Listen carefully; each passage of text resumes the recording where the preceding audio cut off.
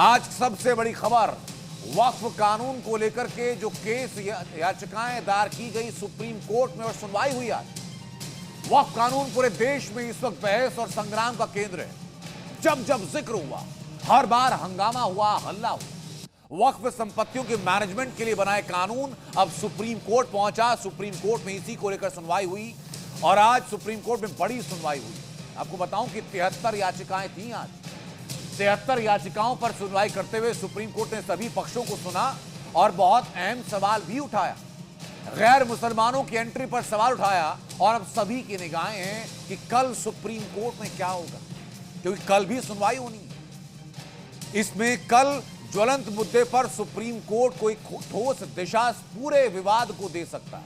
लेकिन आज क्या हुआ, आज सुप्रीम कोर्ट में क्या क्या हुआ, जरा लाइन से समझते जाइए कि किसने क्या कहा और इसको लेकर के सीजेआई ने आज क्या कहा। वक्फ कानून के खिलाफ सबसे पहले वकील कपिल सिब्बल ने अपनी दलील रखी और कहा कि नए कानून से धार्मिक आजादी यानी धार्मिक स्वतंत्रता का हनन होता। कपिल सिब्बल ने कहा कि अनुच्छेद 26 आर्टिकल 26 से संपत्तियों के मैनेजमेंट का अधिकार है। तो सीजेआई ने कहा कि आर्टिकल 26 सेक्युलर कानून है और ये सभी पर लागू होता है, किसी धर्म विशेष पर लागू नहीं होता। तो सिब्बल ने कहा कि सरकार कौन होती है जो वक्फ प्रॉपर्टी के बारे में मैनेजमेंट तय करेगी। तो सीजेआई ने कहा कि आर्टिकल 26 कानून बनाने पर कोई रोक नहीं लगाता। कपिल सिब्बल ने कहा कि नया कानून 20 करोड़ मुसलमानों के साथ ज्यादती है और वक्फ बाय यूजर प्रावधान खत्म करने पर भी कपिल सिब्बल ने सवाल उठाए। तो सीजेआई ने कहा कि दिल्ली हाई कोर्ट को भी भाई मुझे याद आता है कि जब मैं दिल्ली हाई कोर्ट में था तो दिल्ली हाई कोर्ट को भी वक्फ की प्रॉपर्टी बता दिया गया था और सीजेआई ने सुनवाई में कहा कि वक्फ बाय यूजर से सारी प्रॉपर्टी गलत तरीके से रजिस्टर्ड नहीं हो सकती। तो इस मामले में पैरोकार एक और है, अभिषेक मनु सिंघवी, जो एक याचिका का प्रतिनिधित्व कर रहे हैं। अभिषेक मनु सिंघवी ने कहा कि वक्फ कानून के तहत कुछ हिस्से हैं जिन पर तुरंत रोक लगाई जानी चाहिए। तो इसी पर सीजेआई ने कहा कि जो प्रॉपर्टी यूजर के आधार पर है क्या वो वक्फ नहीं रहेगी। तो इस मामले में सरकार की तरफ से जो पक्ष रखा गया सॉलिसिटर जनरल के द्वारा, उन्होंने कहा कि जो प्रॉपर्टी रजिस्टर्ड है उस पर कोई असर नहीं होगा। प्रॉपर्टी रजिस्टर नहीं है तो उसको वक्फ नहीं माना जाएगा। इस बात को लेकर के क्लियर बहस आज सुप्रीम कोर्ट में हुई। तो एक तरफ आज वक्फ कानून पर सुप्रीम कोर्ट में सुनवाई हुई तो वहीं दूसरी ओर जुबानी तीर भी जमकर छोड़े गए। मुस्लिम समुदाय के लोगों ने सुप्रीम कोर्ट में इस कानून के खिलाफ अपनी जीत का भरोसा जताया है। सुनिए जरा। वक्फ एक्ट 1995 में ड्रैकोनियन प्रोविजंस अभी भी हैं जो अमेंडमेंट एक्सरसाइज से रह गए, उसको भी हमने चुनौती दी है। फॉर एग्जांपल जो पर्सन एग्रीव्ड शब्द यूज है जिसमें नॉन मुस्लिम्स भी आते हैं और उनको ये ऑब्लिगेशन है कि उसको वक्फ ट्राइब्यूनल में चैलेंज करें, उनकी जमीन अगर चली गई है उसको हमने चैलेंज किया है। ये एक बहुत भयानक साजिश की गई है कि इसमें स्टेट्स गवर्नमेंट जो है वो भी अपने वहाँ पर पहुँची है सुप्रीम कोर्ट में, वो भी बिल की हिमायत में पहुँची हो। तो बिल्कुल ये गवर्नमेंट तुली हुई है मुसलमानों को तबाह बर्बाद करने। वक्फ की प्रॉपर्टी हम कहीं सरकार नहीं लेने जा रही और वक्फ की प्रॉपर्टी वक्फ की रहेगी, मुतवल्ली मुसलमान रहेगा, वाकिफ मुसलमान रहेगा। ये सरकार बेहतरी के लिए कानून लाई है तो आप आंदोलन कर रहे हैं, सुप्रीम कोर्ट पे आपको भरोसा नहीं है। जो अमेंडमेंट्स किए गए हैं वो कहीं ना कहीं वक्फ प्रॉपर्टीज़ के लिए फ़ायदेमंद नहीं बल्कि नुकसानदेह हैं। इसलिए पूरी मुस्लिम कम्युनिटी की आज निगाहें सुप्रीम कोर्ट की तरफ लगी हैं और हम लोगों को पूरी उम्मीद है कि इसमें हम लोगों को इंसाफ मिलेगा। और जो बिल पास किया है वो किसी मुसलमान के लिए नुकसान है ना हिंदू के लिए फ़ायदा की चीज़ है। वो देश के हित के लिए किया गया, लैंड ग्रैबर्स के लिए है, लैंड ग्रैबर्स के लिए एक्चुअली में देखा है। जो कोर्ट फैसला करेगी वो मानना होगा, सही होगा या गलत होगा। अल्लाह भगवान अच्छा ही करने वाला है सबके बारे में। लेकिन वक्फ कानून पर छिड़ी जंग के बीच एक और लड़ाई भी है जो शुरू हो चुकी। दरअसल जब एक राज्य का मंत्री खुद ये कहे, मंत्री कह रहे कि मेरे लिए शरीयत बड़ा है संविधान नहीं, तो ये समझा जा सकता है कि देश में नफरती सोच किस हद तक घुस चुकी है। भारत के संविधान ने हर मजहब, हर जाति, हर नागरिक को बराबरी का अधिकार दिया है और अब उसी संविधान को एक कट्टरपंथी सोच खुलेआम चुनौती दे रही है। लेकिन ऐसे लोगों के खिलाफ जहां लोग तमाम बातें कर रहे हैं, एक शख्स की आवाज बुलंद हुई। उस शख्स का नाम है योगी आदित्यनाथ, जिन्होंने साफ कहा कि ये देश शरीयत के हिसाब से नहीं, संविधान के हिसाब से चलेगा।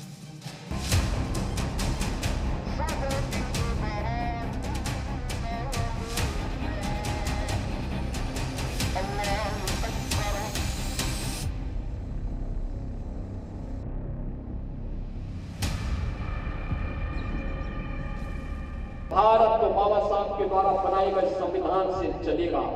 जहां शरीयत का कानून लागू होता है उनको वहां जाना चाहिए। कहते हैं हमारे यहाँ नाल गड़ी हुई है, इसी जमीन में हम मरेंगे। योगी बाबा की दादागिरी होंडागिरी नहीं चलेगी। संविधान को चैलेंज किया जा रहा है। भारत में शरीयत राज लाने की साजिश हो रही है और ये कह रहे हैं झारखंड के मंत्री हाफिजुल हसन, जिनके लिए शरीयत संविधान से ऊपर है। अब सोचिए, ये कोई मौलवी या मौलाना नहीं, किसी धर्मगुरु का बयान नहीं, बल्कि राज्य के मंत्री का बयान है, जिन्होंने खुद संविधान की शपथ ली है। लेकिन ऐसी ही सोच पर चोट कर रहे हैं उत्तर प्रदेश के मुख्यमंत्री योगी आदित्यनाथ, जिनकी सीधी चेतावनी कि जिसे शरीयत से प्यार है वो उस देश में जाए जो शरीयत के हिसाब से चले। कुछ लोग कह रहे हैं कि उनके लिए संविधान से बढ़कर के शरीयत है, तो मैं भी उनसे कहना चाहता हूं कि भारत तो बाबा साहब के द्वारा बनाए गए संविधान से चलेगा। जहां शरीयत का कानून लागू होता है उनको वहां जाना चाहिए। भारत के अंदर भारत की व्यवस्था बाबा साहब के द्वारा बनाए गए संविधान से ही आगे बढ़ेगी और यह हम सबको दृढ़ भाव के साथ कार्य करना होगा।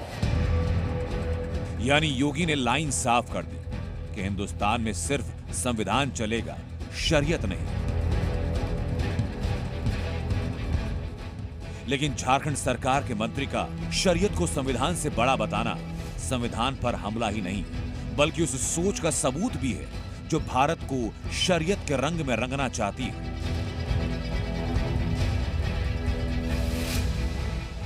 लेकिन सवाल तो ये कि क्या शरीयत के नाम पर संविधान की अवहेलना सही है? क्या एक लोकतांत्रिक सेक्युलर देश में शरीयत संविधान से ऊपर हो सकती है?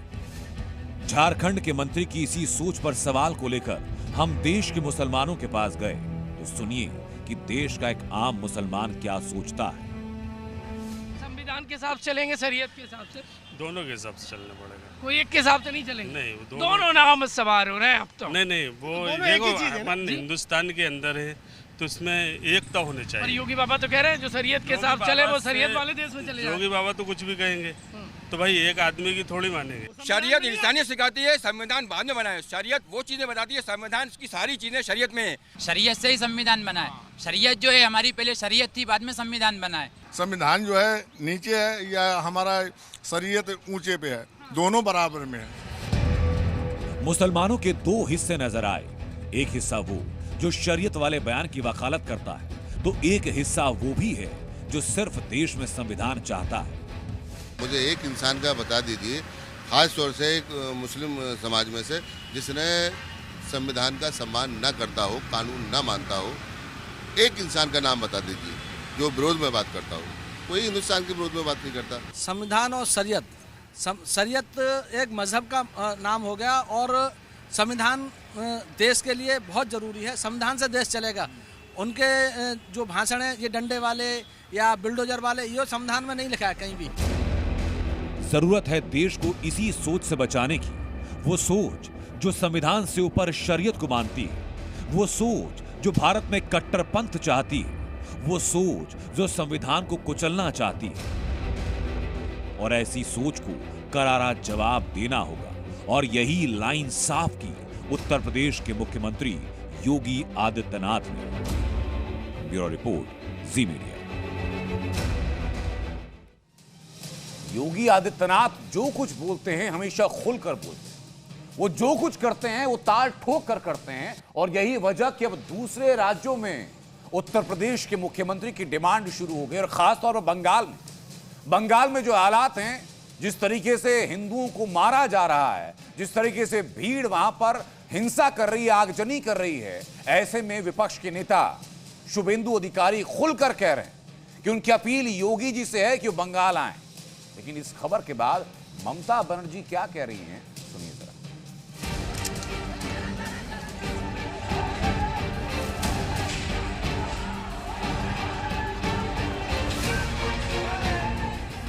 फिलहाल बोल रहा है इसको सबक सिखाने के लिए भाषा नहीं डंडा का जरूरत है, इसलिए जोगी जी को टारगेट कर रहा है। अरे लातों के भूत बातों से कहां मानने वाले हैं?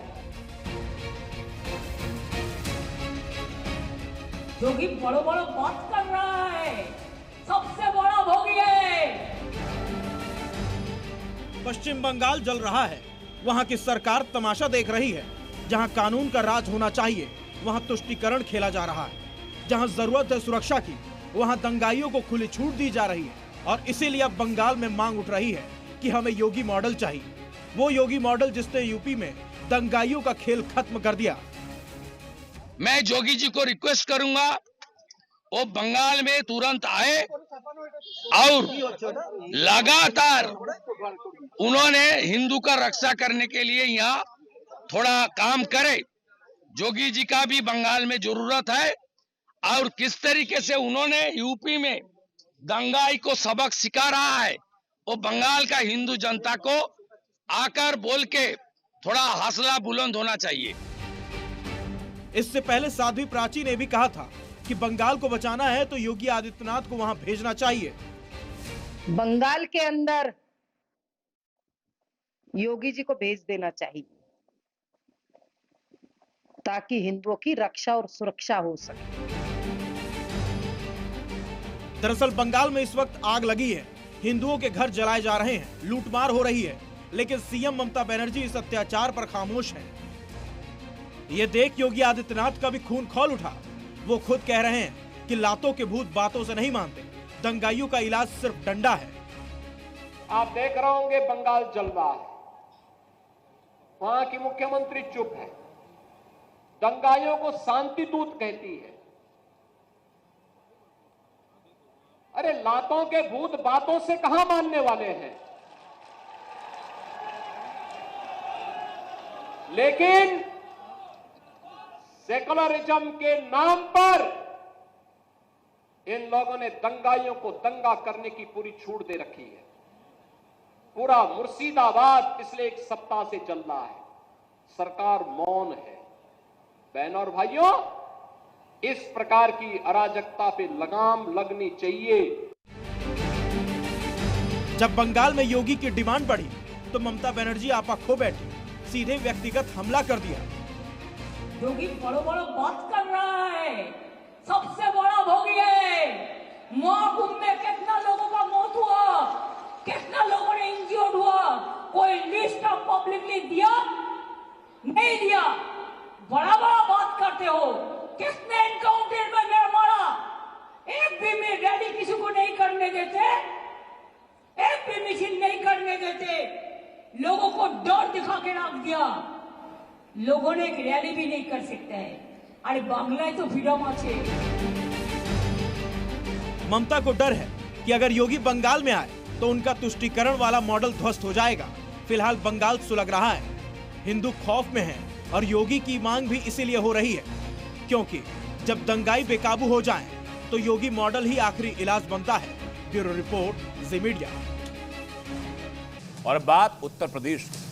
गाजीपुर के मोस्ट वांटेड लिस्ट, पुलिस ने 29 इनामी अपराधियों की सूची जारी। और जानते हैं इस लिस्ट में किसका नाम रखा गया? इसमें माफिया डॉन मुख्तार अंसारी की पत्नी अफशा अंसारी का नाम एकदम टॉप पर है। अफशा कई सालों से फरार है। गाजीपुर मऊ पुलिस ने अफशा को भगोड़ा घोषित कर दिया है और अब 1 लाख रुपए का इनाम तक घोषित किया जा चुका है।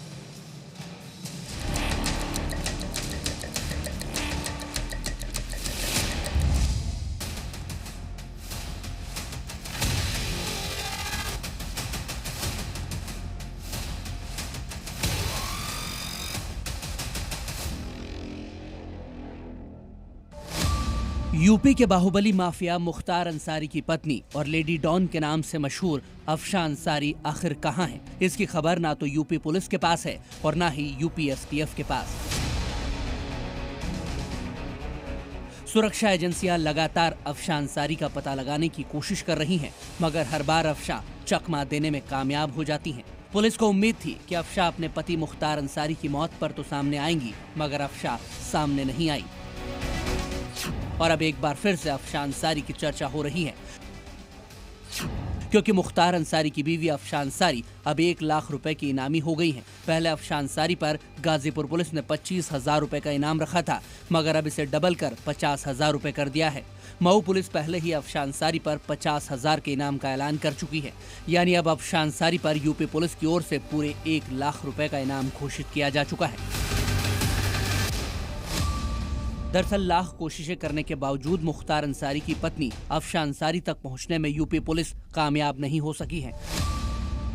पुलिस को उम्मीद है कि इनामी राशि डबल करने से अफशान अंसारी को गिरफ्तार करने में मदद मिलेगी।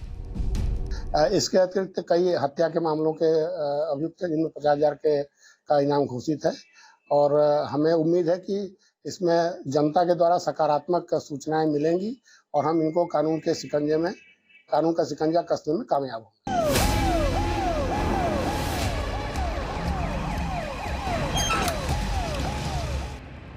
दरअसल गाजीपुर पुलिस 15 दिनों का विशेष अभियान चला रही है। इसके तहत इनामी अपराधियों और बदमाशों की लिस्ट बनाकर उनको पकड़ने की रणनीति बनाई जा रही है। गाजीपुर पुलिस ने 29 अपराधियों की लिस्ट जारी की है, जिन पर 25,000 से लेकर 50,000 रुपए तक का इनाम घोषित किया गया है। खास बात यह है कि इस लिस्ट में सिर्फ 4 अपराधी ही ऐसे हैं जिन पर 50,000 रुपए का इनाम दर्ज है। बाकी अपराधियों पर 25,000 का ही इनाम है। अफशान अंसारी के साथ ही अंकित राय, प्रहलाद गौंड पर भी 50,000 का इनाम रखा गया है। साथ ही स्वैट टीम और सर्विलांस टीमों को भी लगाया गया है। इसके अलावा मुखबिरों को भी एक्टिव किया जाएगा।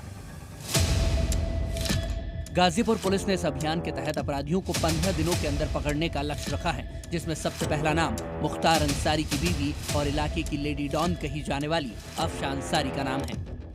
जो भी उनके कुकृतियों में उनके पत्नी द्वारा जो सहयोग किया गया, उन पे भी निश्चित रूप से कार्रवाई जल्द से जल्द हमें देखने को मिलेगी। और मेरा मानना है कि जैसे अनुज कनौजिया और बाकी उनके शागिर्दों का जो हाल हुआ है, आने वाले समय में उनकी पत्नी का भी जल्द से जल्द यूपी की एसटीएफ टीम या यूपी सरकार द्वारा उनको जल्द से जल्द न्याय मिलने का कोशिश होगी।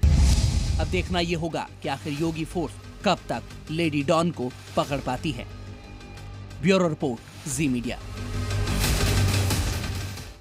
तो एक तरफ योगी फोर्स फुल एक्शन में, तो दूसरी तरफ महाराष्ट्र में देवेंद्र फडणवीस की सरकार के बनने के बाद उपद्रवियों पर वही एक्शन हो रहा है जो उत्तर प्रदेश में देखा गया। नासिक की तस्वीर दिखाता हूं। नासिक में एक अवैध दरगाह के लिए दंगा ब्रिगेड ने पुलिस पर पत्थर चलाए। उसके बाद सुबह के सूरज की पहली किरण के साथ देवेंद्र फडणवीस की फौज पहुंची बुलडोजर लेकर के और उस अवैध दरगाह को जमींदोज किया। वहां से रिपोर्ट देखिए। नासिक की ये 2 तस्वीरें देखिए। पहली तस्वीर कल रात की है, जब अवैध दरगाह पर एक्शन की अफवाह से ही भाईजान ऐसा भड़के कि सैकड़ों की भीड़ ने पुलिस पर पथराव कर दिया। लेकिन सुबह होते होते देवा भाऊ ने पत्थरबाजों को सबक सिखाते हुए अवैध दरगाह पर बुलडोजर चला ही दिया। सबसे पहले बुलडोजर एक्शन की तस्वीरें देखिए। ये नासिक का काठे गली इलाका है, जहां बनी अवैध दरगाह को आज सुबह सुबह पीले पंजे के प्रहार से गिरा दिया गया।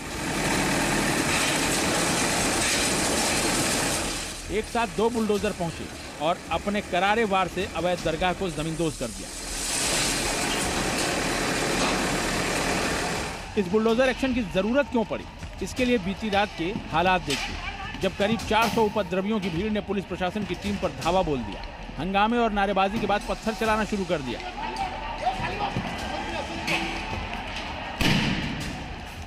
नतीजा ये हुआ कि पुलिस को भी सेल्फ डिफेंस में पहले आंसू गैस के गोले दागने पड़े और फिर लाठी भांजनी पड़ी।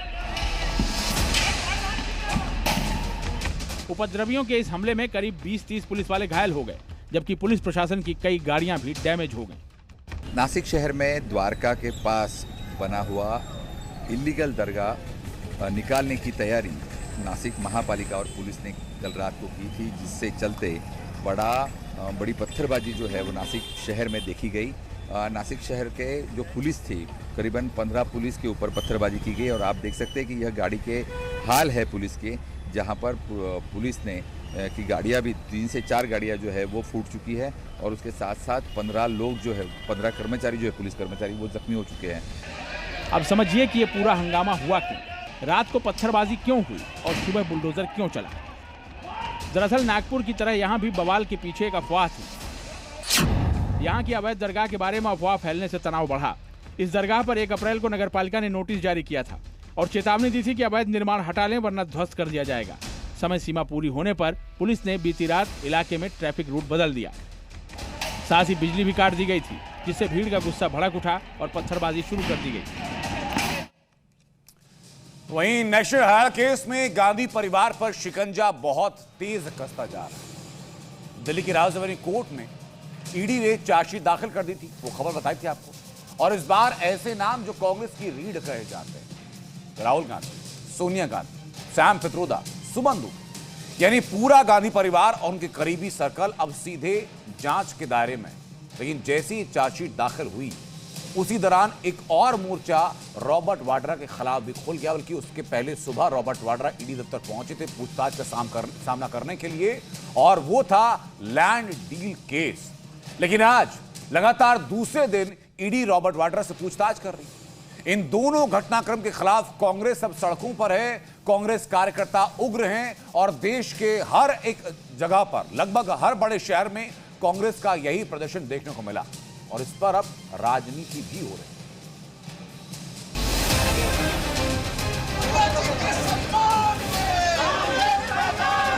राहुल गांधी सूरमा है, कांटों में भी राह बना लेंगे, इसकी तानाशाही के आगे झुकने वाले नहीं है।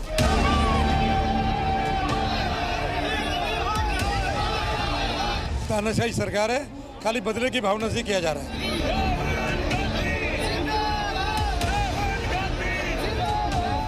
मोदी जी जितने भी जबरदस्त टाइमिंग के साथ ईडी को ले आए, लेकिन ये ईडी में होने वाला कुछ नहीं है।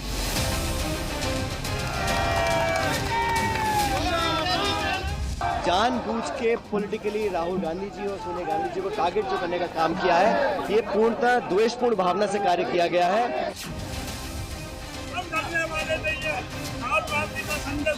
केंद्र सरकार ने जानबूझ के बहुत ही विंडिक्टिव ये कदम उठाया है। इसको हम पॉलिटिकली टैकल करेंगे, लेकिन लीगली भी टैकल करेंगे। घाटी में आतंक के एक प्लान की, कठुआ में आतंकियों का खात्मा हुआ और वहां से भारी मात्रा में हथियार बरामद हुए, गोला बारूद बरामद हुए, और वो एक और प्लानिंग की तरफ इशारा कर रहे हैं। मैं आपको रिपोर्ट दिखाऊंगा कि वहां से क्या क्या बरामद हुआ, लेकिन उसके पहले जानना जरूरी यह है कि इस बार सुरक्षा बलों को जो हथियार मिले उस हाइड आउट से जहां पर आतंकी छिपे हुए थे, उनको देखेंगे तो आप दंग रह जाएंगे। उसमें 18 से 20 दिन रुकने का सारा सामान है, एक बड़ा घातक प्लान को अंजाम देने का सारा असला है। और हैरानी करने वाली बात यह कि इसमें चीन का नापाक प्लान भी इसी चीज में एक्सपोज हुआ।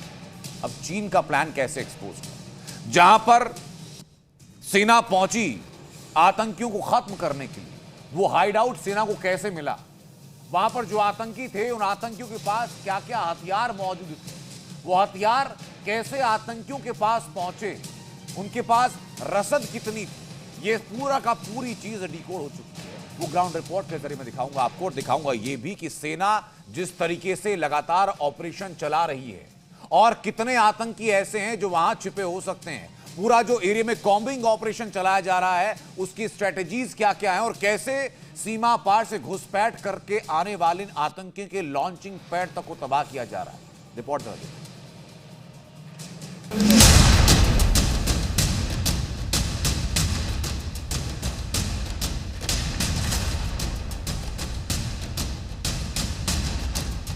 पाक चीन की जुगलबंदी एक्सपोज, आतंक का ड्रैगन प्लान बेनकाब, हथियार, गोला बारूद, कारतूस, ड्राई फ्रूट्स, दवाइयां, एनर्जी ड्रिंक, बैग, जूते, ये सारे सामान कठुआ में मारे गए आतंकियों के पास से मिले हैं, जिन्हें सुरक्षा बलों ने मौत के घाट उतार दिया है। हथियारों की इतनी बड़ी बरामदगी से पाकिस्तान का सबसे बड़ा झूठ बेनकाब हुआ है। इतनी भारी संख्या में हथियार मिलने से साफ जाहिर हो रहा है कि इन आतंकियों के मंसूबे क्या थे। सीमा पार से आए ये दहशतगर्द कुछ बड़ी साजिश को अंजाम देने की कोशिश में थे। हथियारों का ये जखीरा सुफैन में मारे गए आतंकियों के पास से मिला है। सुरक्षा बलों ने दहशतगर्दों के पास से M4 राइफल, AK-47 राइफल और साथ ही साथ 11 मैगजीन जब्त की हैं। इतना ही नहीं, M4 राइफल की 56 और AK-47 की गोलियां बरामद की गई हैं। दहशतगर्दों के पास से कुछ दवाइयां मिली हैं जो घायल होने की स्थिति में इस्तेमाल की जाती हैं। साथ ही आतंकियों के पास से ड्राई फ्रूट और चॉकलेट्स भी मिले हैं, जिससे साफ जाहिर है कि आतंकी लंबे समय तक की प्लानिंग बनाकर आए थे। इनके मेडिकल किट्स और मोस्ट इम्पॉर्टेंटली इनके एक्सप्लोजिव्स जो है हमने भारी मात्रा में रिकवर कर लिए हैं। तो जो सामान आप देख रहे हैं उनसे आपको ये यकीन आ जाएगा कि ये जो है यहाँ बहुत गलत इरादों से और बड़े लंबे समय की तैयारी करके आए थे। जम्मू कश्मीर में नापाक साजिश को सेना ने नाकाम कर दिया है, लेकिन अब जो खुलासा हुआ है वो हैरान कर देने वाला है। आतंकियों के पास से चीन में बने हथियार और दूसरे सामान बरामद हुए हैं, यानी घाटी में आतंक का चाइना कनेक्शन भी सामने आया है। आप ये बैग देख सकते हैं और यहाँ पर आप देख सकते हैं कि ये चाइना में बना हुआ जो सामान है वो इस वक्त जो है वो आपको नजर आएगा। ये M4 जो गन है उसके जो राउंड्स हैं आप देख सकते हैं, जो कि US मेड गन है, उसके ये राउंड्स जो हैं वो यहाँ पर बनाए गए हैं। तो इस से ये साफ हो जाता है कि जो चाइना है और जो US है वहाँ पर बना हुआ सामान जो है वो अगर आतंकियों के पास मिलता है तो जो पाकिस्तान और चाइना है जो वो मिलकर भारत के खिलाफ जो है वो षड्यंत्र रच रहे हैं। साफ है चीन और पाकिस्तान का टेरर प्लान अब दुनिया के सामने बेनकाब हो गया है। इस बीच ये भी पता चला है कि सुफैन में हुई मुठभेड़ में मारे गए दोनों आतंकियों को हाई लेवल की ट्रेनिंग दी गई थी। आतंकी न केवल M4 कार्बाइन जैसे आधुनिक हथियारों से लैस थे, बल्कि उनके पास नाइट विजन डिवाइस भी मिले हैं। और तो और इन आतंकियों के पास से हेरोइन भी मिली है, यानी सीमा पार से आतंक के साथ ही नशे का भी नापाक खेल खेला जा रहा है। M4 गन के ये राउंड्स हैं जो बरामद जो हैं वो आतंकियों से किए गए हैं और जो पुलिस है खासकर SOG की टीमें और कठुआ पुलिस दूसरे सुरक्षा बलों के साथ मिलकर उन्होंने आतंकियों के इस अड्डे का बांधाफोड़ किया। आतंकी मारे गए, उनसे ये सामान बरामद हुआ है, भारी संख्या में सामान बरामद हुआ है। और अब ये साफ है कि जो चाइना है वो कहीं ना कहीं पाकिस्तान की मदद जरूर कर रहा है भारत के खिलाफ आतंकवाद जो है उसे बढ़ाने में। रवि शर्मा, जी मीडिया, कठुआ। अब बात उन तस्वीरों की जिस पर सभी की निगाह हैं, जिसके बारे में हर कोई चर्चा कर रहा है, लेकिन सिर्फ चर्चाएं हो रही हैं, वहां की सरकार का एक्शन नहीं। बात पश्चिम बंगाल के हिंदुओं की, जो अपने जीवन के संभवतः सबसे बुरे दौर से गुजर रहे हैं। मुर्शिदाबाद से लेकर नॉर्थ 24 परगना तक की तस्वीरें बता रही हैं कि हालात सामान्य के आसपास भी नहीं है।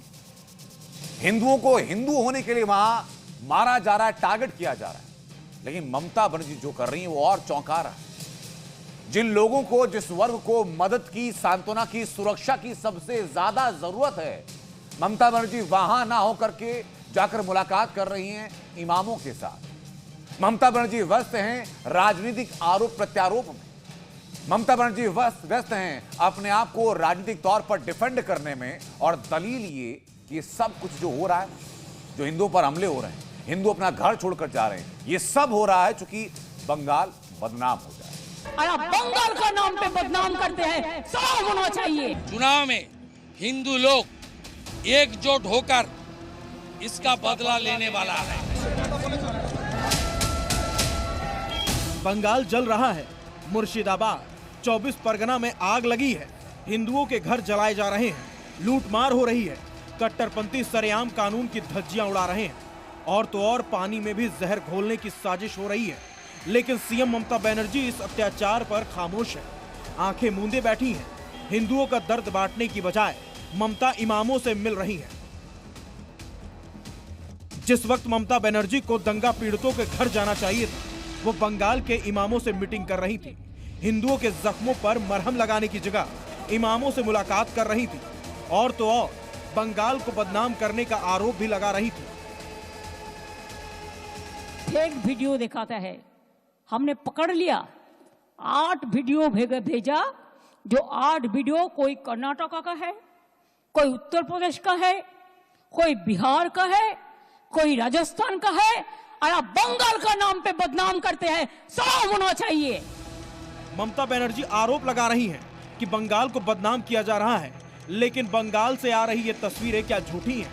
क्या इन जले हुए घरों में रहने वाले हिंदुओं की चीखें उनके कानों तक नहीं पहुंच रही है, जो सिर्फ इसलिए घर छोड़ने को मजबूर है क्योंकि हिंदू होने के नाते कट्टरपंथी ताकतें उनका जीना दुश्वार कर रही हैं?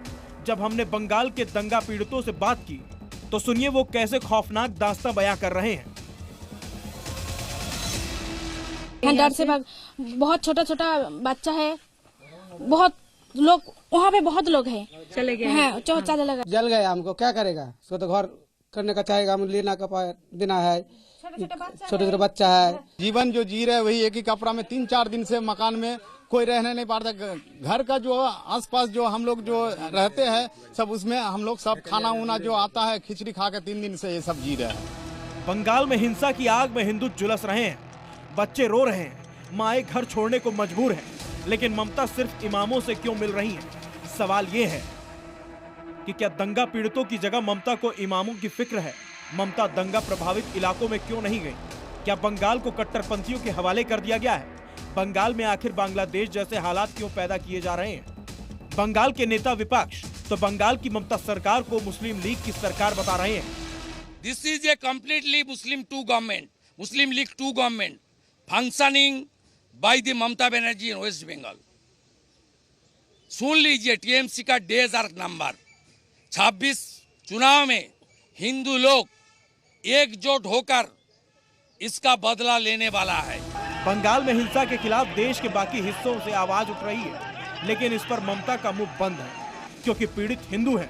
आज बंगाल का हिंदू पूछ रहा है, क्या उसकी जान, उसकी आस्था, उसकी सुरक्षा कोई मायने नहीं रखती? चारों तरफ ढांड लिया, थोड़ा बाधा दिख गया हम लोग, तो हम लोग को बम चार्ज कर दिया। बम चार्ज करने का डर लग रहा है हमको, हम इधर उधर चला गया। पुलिस प्रशासन है नहीं था कोई, सुबह से तो लोग तंग कर रहा था, मारेंगे काटेंगे कर रहा था। थाना वाला पुलिस एमएलए एमपी सब आया बाद में, जब यहाँ 2 मर्डर हो गया, कोई उठाने वाला हॉस्पिटल लेके जाने वाला नहीं था। बंगाल का हिंदू बेसहारा है, बेबस है और बेरहम हालातों में घुटता हुआ दिख रहा है। बड़ी संख्या में पलायन कर रहा है, लेकिन ममता निर्ममता की चादर ओढ़े हुए हैं। उन्हें हिंदुओं के आंसू नहीं दिखते। दिखती है तो सिर्फ एक तरफा राजनीति, दिखता है तो तुष्टीकरण, दिखता है तो सिर्फ वोट बैंक। सवाल यही है, आखिर क्यों? ब्यूरो रिपोर्ट, जी मीडिया। तो एक तरफ बांग्लादेश में कट्टरपंथियों के दबदबे का आरोप है, तो वहीं बांग्लादेश में कट्टरपंथी हावी हो रहे हैं, जिनके डर से मोहम्मद यूनुस वहां की जो मॉडल्स हैं, वहां की जो एक्ट्रेस हैं, उनके पीछे पड़ गए। कैसे बांग्लादेश में एक मॉडल की गिरफ्तारी के बाद कई सवाल उठ रहे हैं। गिरफ्तारी क्यों की गई? मेघना आलम ने ऐसा क्या किया? ये सब कुछ इस रिपोर्ट में देखिए। बांग्लादेशी मॉडल के पीछे क्यों पड़े मोहम्मद यूनुस?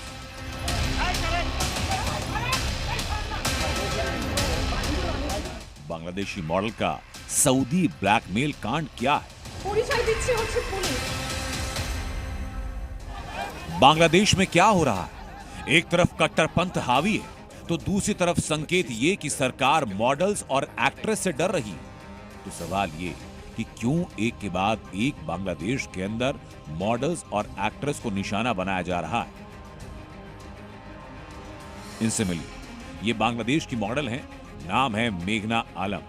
2020 में मिस अर्थ का खिताब जीत चुकी है, लेकिन इन्हीं मेघना आलम को बांग्लादेश की कट्टरपंथी सरकार ने 9 अप्रैल को गिरफ्तार किया। और जानकारी ये कि मेघना आलम पर सऊदी के राजदूत को ब्लैकमेल करने का आरोप है।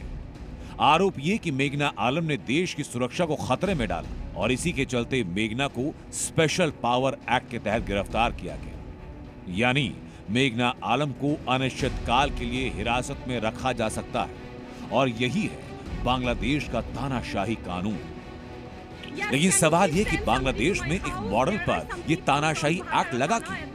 उसके पहले जानिए कि मेघना आलम ऐसी कोई पहली किरदार नहीं है जिसे यूनुस सरकार में टॉर्चर किया जा रहा हो।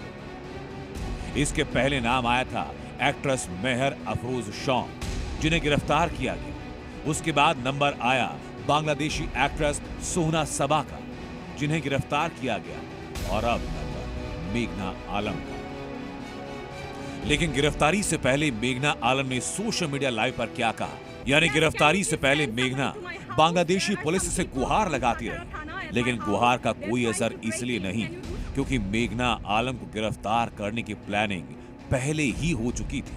मेघना आलम पर लगाए गए आरोपों के मुताबिक साल 2020 में इस्सा बिन यूसुफ अल दुल्हन को बांग्लादेश का राजदूत बनाया गया। इसी दौरान इस्सा और मेघना एक दोस्त के जरिए करीब आए।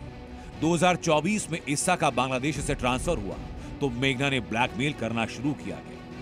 और आरोप तो ये कि मेघना ने 60 करोड़ टका की डिमांड रखी। और पुलिस का आरोप ये भी कि मेघना ने इस्सा बिन यूसुफ अल दुल्हन के कुछ पर्सनल वीडियोस भी बना लिए और इन्हीं वीडियो को वायरल करने की धमकी देते हुए 60 करोड़ टके की डिमांड रखी गई। लेकिन सवाल मेघना आलम की गिरफ्तारी के साथ साथ मेघना आलम पर लगे तानाशाही एक्ट की भी, क्योंकि मेघना को सलाखों के पीछे डालकर बांग्लादेश के अधिकारी सऊदी से रिश्ता ठीक करने की कवायद में, क्योंकि बांग्लादेश को डर ये भी है इस कथित ब्लैकमेल कांड के बाद कहीं सऊदी कोई बड़ा एक्शन न ले। ब्यूरो रिपोर्ट, जी मीडिया। और बात एक और पड़ोसी देश की, नेपाल की, जहां फिर हिंसा भड़की। नेपाल के वीरगंज में हिंदुओं पर कार्रवाई को लेकर के हिंदू सड़कों पर आए, नारेबाजी की और ये मांग की कि जिन हिंदुओं को गिरफ्तार किया गया उन हिंदुओं को रिहा किया जाए।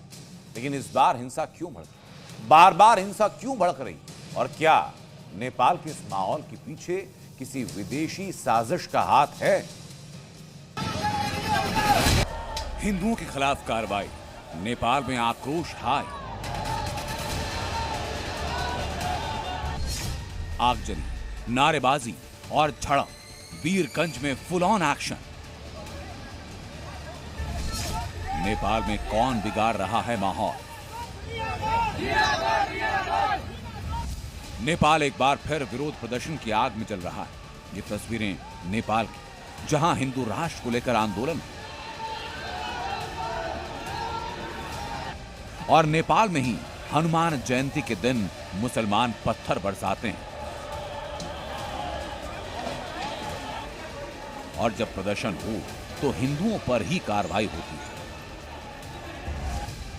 लेकिन हिंदुओं पर नेपाली पुलिस के एक्शन के बाद क्या हुआ, ये गवाही तस्वीरें दे रही हैं।